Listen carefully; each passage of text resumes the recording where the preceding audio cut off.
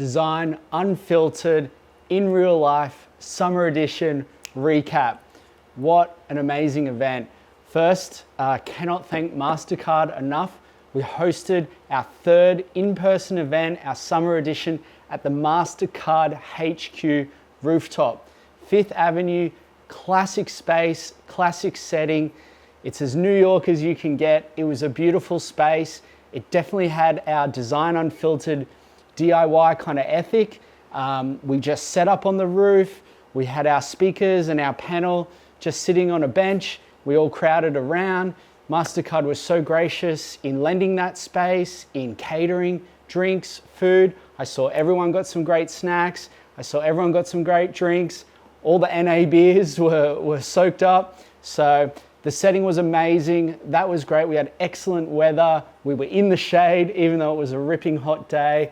And wow, what a talk, what a panel. Erica did an amazing job of having a great set of questions that were prompts, just thoughtful. We were so lucky to have such an amazing panel. Jess, Will, Randy, absolute powerhouses in their different spaces, all with a lot of experience in design, and especially being at the forefront of technology, which was the topic of our conversation, which was all AI related. The event went excellent. We're really stoked with that.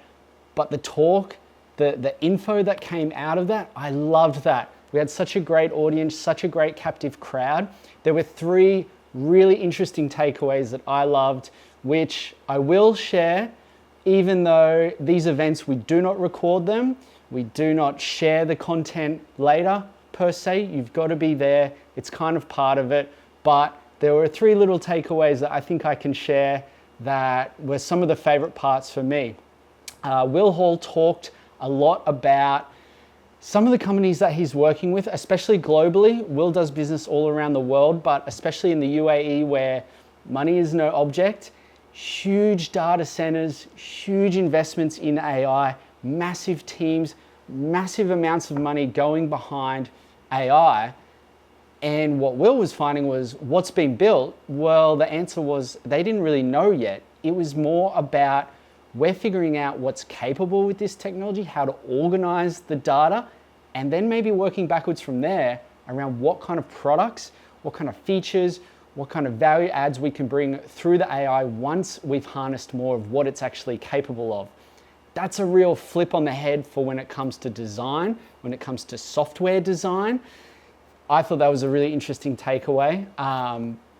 Jess Greco, amazing insight about how AI is being utilized in a massive company like Mastercard.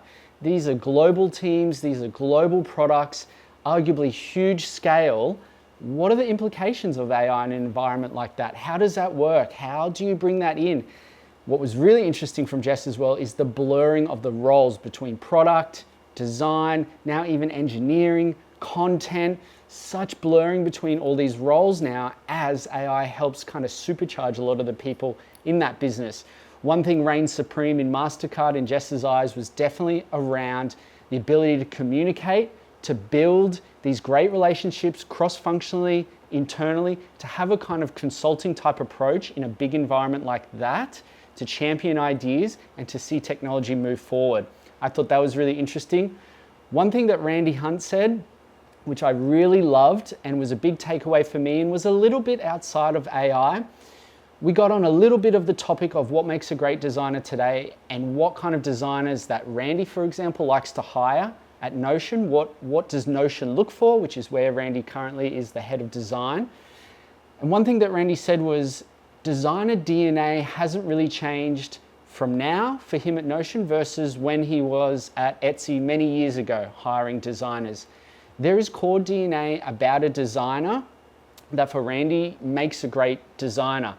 And I think that what Randy was getting at there around was a designer's curiosity, a designer's drive to explore technologies, to play, to utilize these different tools, but find the ones that work for them and the ways that they work for that designer. But it is that curiosity, it is that drive, the push to always be bettering one's craft. And whether that's now in the age of AI or it was 10 years ago with different tooling back then, or it's going to be 10 years in the future with where design is heading now. That drive and that DNA makes that designer a really powerful designer within a group. So I thought that was a really interesting takeaway as well. We had an absolute blast. We are so glad that we put it on. A real full circle moment for myself, Joanne, Erica. As a group, we really love putting this stuff on. So I wanted to share this little recap, my takeaways from the event, my little experience with it. We've shared some photos from it. I can put some more of those out. But please follow us on LinkedIn so you can keep up to date with the other events. And in between our events, we'll be coming back with our live stream every other week, and we can't wait to see you there. Thanks.